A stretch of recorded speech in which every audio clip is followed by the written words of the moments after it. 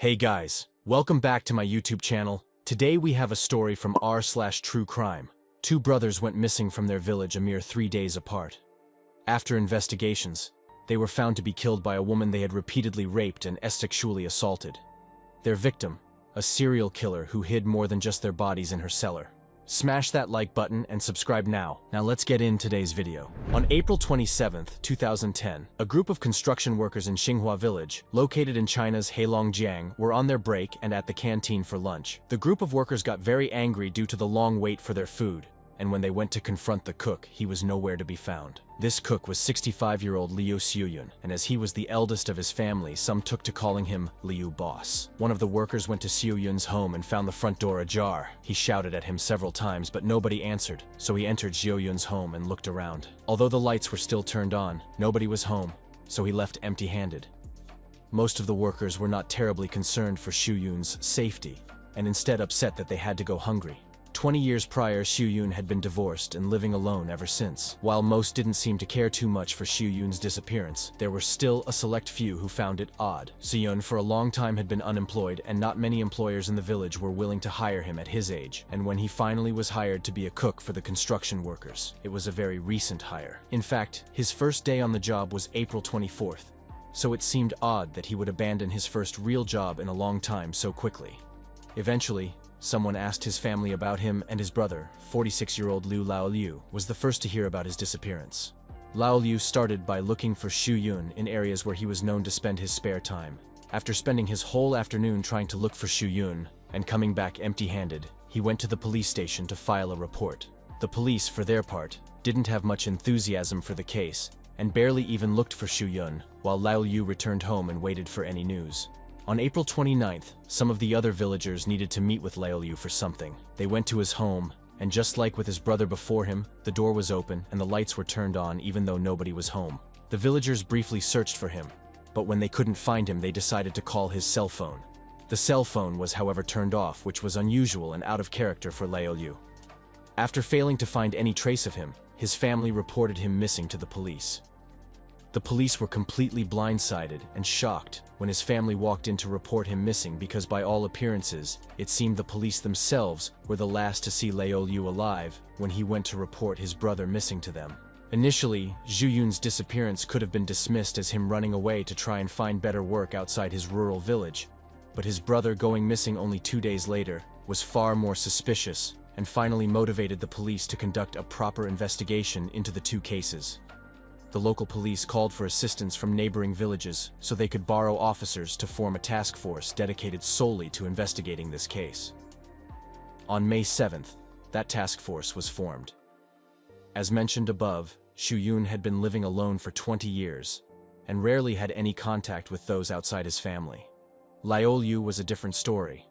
He was much more involved in the community as a farmer and working a few other odd jobs and side businesses, earning him many friends in the village. Since Laoliu had more of a social life and owned a cell phone which he frequently used, Xiuyun was again mostly the secondary focus, since police believed there would be a higher chance of tracking down Laoliu, and that the two cases were likely connected anyway. The police obtained Laoliu's cell phone records and bills, which showed him calling many people until the day of his disappearance when the calls suddenly stopped. Based on this, the police believed that Laoliu likely didn't intend to be away for long, and that whatever caused his disappearance happened suddenly.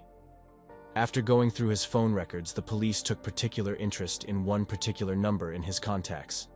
This number Laoliu had called twice. Those two calls were made on April 29th, the day he went missing. That number was traced to 40-year-old Su Hong, the local doctor and the owner and operator of the village's medical clinic.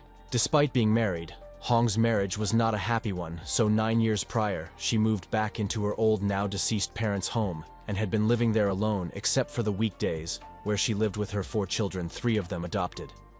The police went to question her at her home. Hong told the police that she once borrowed 5,000 yuan from Xiuyun in 2009 and another 10,000 from Laoliu in order to fund treatment for her children who had fallen ill in 2009. But according to Hong, she had already paid the brothers back. Upon questioning the other villagers, they confirmed that Hong did indeed borrow money from them, but all attested to Hong's good character. When Hong was asked to explain the calls, she said she called him in order to ask him to come over so she could return the money, and after he left, she never saw him again. The police conducted a search effort next, attempting to find any bodies or something that would be out of place in the small village, such as strangers or vehicles not belonging to anyone. Both of these efforts came up empty-handed. The next 3 days of the investigation were largely fruitless until a new lead suddenly came to the police. On May 10th, Laolyu's sister was sent a text message from her brother. The message read as follows: "Let me be honest with you. I accidentally killed Big Brother. I said I was going to Shandong to find his son, and he got anxious, not letting us approach his son. Why is he like this? At that time, I had been drinking and got into it with him. He got up, so I pushed him, probably too hard. He didn't stand steady, and his head hit the door frame. When I checked, he had no pulse. I was scared, so I took care of Big Brother by moving the motorcycle. I was afraid of getting caught, so I left." The police then raided both of the brothers' respective homes for evidence, putting much emphasis on the search of Laolyu's property. Since the text message stated that Laolyu pushed Xu Yun and he hit his head against the door frame, that is where police and forensics concentrated their search. The police saw no signs of a struggle. Xu Yun's fingerprints couldn't be found, and luminol tests revealed no blood on the doorframe. A search of the home itself also led to the police finding 3,000 yuan just lying around, which would have made no sense if Laolyu was fleeing and going on the run. By all accounts, it would appear that Laolyu didn't send that text and that this story was made up. Upon further examination of the text message, this seemed even more likely. Laolyu was not properly educated, made many typos, and didn't even know how to use punctuation marks. A stark contrast to this perfectly written text message with proper use of punctuation marks. After both the police and his family caught on to this, they decided to call his number only for no one to answer, as the phone was yet again turned off. The police further checked the phone, and it made no calls, with its only use between April 30 and May 10th being to send that text message.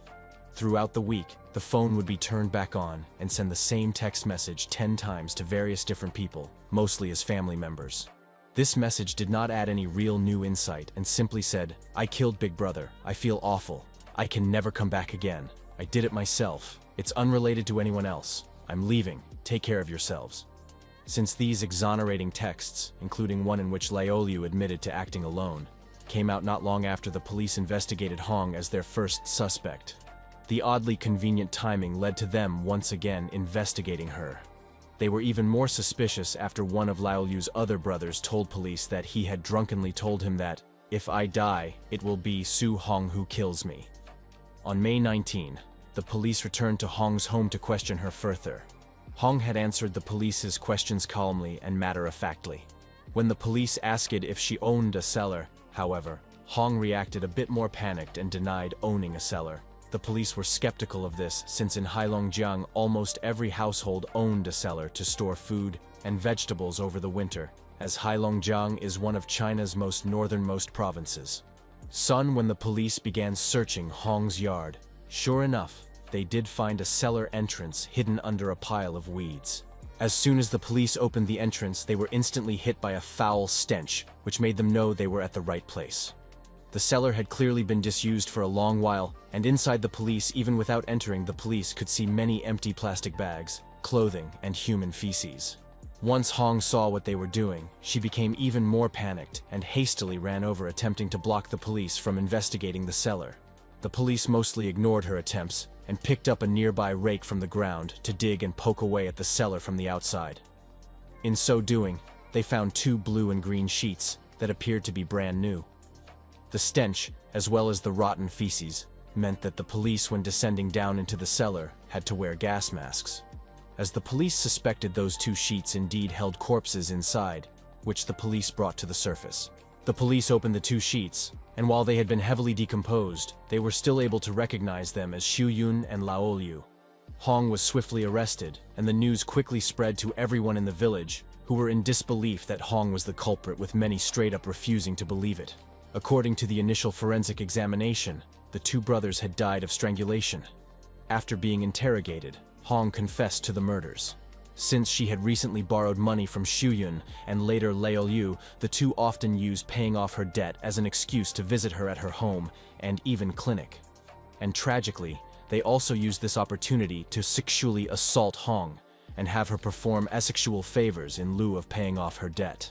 As one may expect, Hong was miserable and saddened by this treatment and desperately sought a way out. She told police that life was worse, day by day. On April 22nd, Xu Yun had apparently, according to some reports, fallen in love with a woman outside the village, and was even going to marry her, so in preparation Xu Yun decided to stop sexually assaulting and raping Hong under the condition that she pay her entire debt with interest. On April 26th, she invited Xu Yun over to her home so she could pay him back the money. Before Xu Yun arrived, she had crushed 16 sleeping pills in total into powder and stuffed them into 2 capsules. Once Xu Yun arrived, she convinced him to take the medicine by lying about it being Viagra. After he excitedly took it, he hastily passed out, and Hong seized this opportunity by grabbing a hemp rope and strangled Xu Yun to death with it. Afterwards, she rolled his body up in a sheet and tied that sheet down with rope. 3 days later, she used the same method to call Lao Liu, lure him into his home, and kill him in the same manner. Hong finished by disposing of both the brothers' bodies in the family cellar. Hong had confessed. The police saw nothing wrong with her confession, and the brothers' bodies had been found. Only, the case wasn't over. The police felt something was odd, as the brothers had both died relatively recently. But that cellar was still rancid and filled with human feces, so they thought something else was hidden down there. They were right to think so, as the officers still searching the cellar to clear it out and possibly find any more evidence such as the murder weapon. But they instead found a completely different human skeleton, fully skeletonized with no flesh or skin remaining. The skeleton belonged to a woman, and the police quickly collected DNA samples from the remains and compared them to the families of any local missing person cases. The results quickly came back, and they identified her as Su Hong's sister-in-law, Li Suiying. After being interrogated for 2 days straight, Hong broke and finally confessed to her role in Suiying's death as well. Hong's background and life were understandably a large factor in these 2 murders. Hong was born in 1970 in Ning'an. She had both a younger brother and sister, so her parents instructed her to do most of the household chores. In school, Hong studied medicine, and in 1986, she enrolled in Ning'an Health School and was assigned to work as an intern at the Second People's Hospital after her graduation. Her tenure at the hospital was a short one, as in 1990, she resigned in order to Xinghua Village and opened a small clinic there. In 1994, she married her high school boyfriend. This was an unpopular decision, and one criticized by her family, as she gave up a career for this wedding. After getting married, she moved into her husband's house in a different village. Their marriage wasn't meant to last, as her husband was almost immediately cheating on her with other women. Hong wanted to divorce him, but her parents talked her out of it. In this rural village, divorce was heavily frowned upon, and it would likely ruin Hong's reputation and set her life back. Eventually, she fathered a child with her husband, and Hong had hoped the birth of their child would fix their relationship, but instead, he didn't seem to care and left all the parenting to Hong. Eventually, when Hong's daughter was 9 months old, her husband left the village to go to work in the south of China. As he was the main provider and was now on practically the complete opposite side of China, Hong was left without a source of income, so she took her daughter and returned to Xinghua Village, where she reopened her clinic upon her arrival. Hong's life didn't get any easier back home, since her siblings also left to go work in the south, meaning that Hong had to care for her parents, her nieces and nephews, her own daughter, and run the village's clinic at the same time. The clinic was not enough to provide for this many people, so eventually she was forced to use a tractor, work on the farm, and do all the work normally delegated to the men of the village. In 2001, Hong learnt from others that while working in southern China, her husband had started another affair with a local woman, moved in with her, and even got her pregnant. This was the final straw for Hong, who divorced her husband and began to fully settle into her home in the village. In February of 2003, Hong's sister had returned home and sought out Hong and confided with her. It was here when she confessed to another unknown murder. Her sister was married to Yan Bingtao and told her that she wanted to divorce Bingtao. The two had recently gotten into an argument over something trivial, and Bingtao had escalated the argument by hitting and attacking her, with her rushing over to Hong's home not long after the beating. That next morning, Bingtao had been roaming the village looking for her and later found himself at Hong's home. Hong had her sister hide while she attempted to convince Bingtao to leave. After he refused to leave, An altercation broke out in this argument. Bingtao threatened to harm his and his wife's children if Hong didn't return her to him. Seeing him on the ground made Hong decide to rid the village of him completely, so she picked up a beer bottle and hit Bingtao across the temple with it. Bingtao began to bleed heavily and writhed, struggled, and twitched on the ground for 10 minutes before falling completely motionless. Even if most would have been offering Bingtao their sympathies, taking a life was still a heavily shocking and stressful event.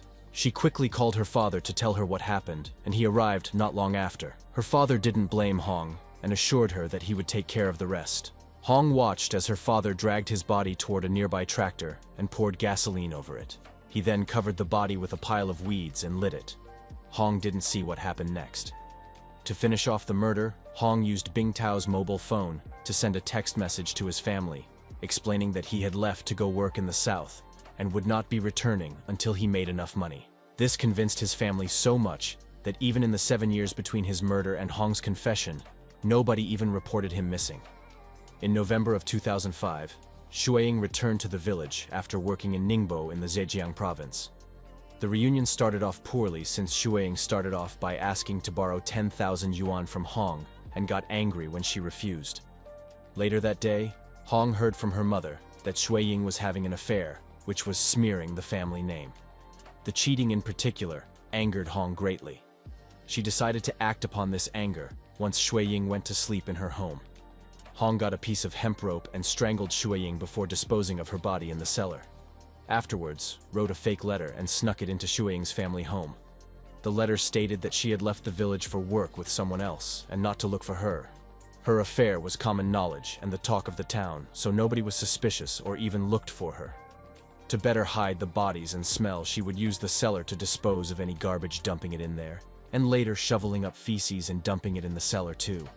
Hong's mother passed away in 2006, and her father in 2008, with his death resulting in the location of Bingtao's remains being forever unknown. Hong likely would have never been caught if not for the Liu brothers actually having their disappearance properly investigated. Once the full story went public and was talked about on the news across China, many felt immense sympathy for Hong, and were hoping she would get a lenient sentence, if any sentence at all. Hong, on the other hand, appeared to actually want the death penalty, telling the media that she would rather die than walk free and have everyone look at her and know what she did. The only thing she wondered was, why do men always treat me like this? In January of 2011, Hong's prosecution began, and she was quickly found guilty. Hong made no attempt to defend herself, confessed to her crimes, and went out of her way to express no remorse, urging the court to sentence her to death as soon as possible. The only thing Hong was concerned about was what would happen to her children afterwards. The Mudanjiang City Court of Heilongjiang Province granted Hong her wish and sentenced her to death. On February 10, 2012, Su Hong was executed. So, there you have it, guys. If you're enjoying this content, make sure to like the video and subscribe now for more videos like these. And hit the notification bell for stay tuned.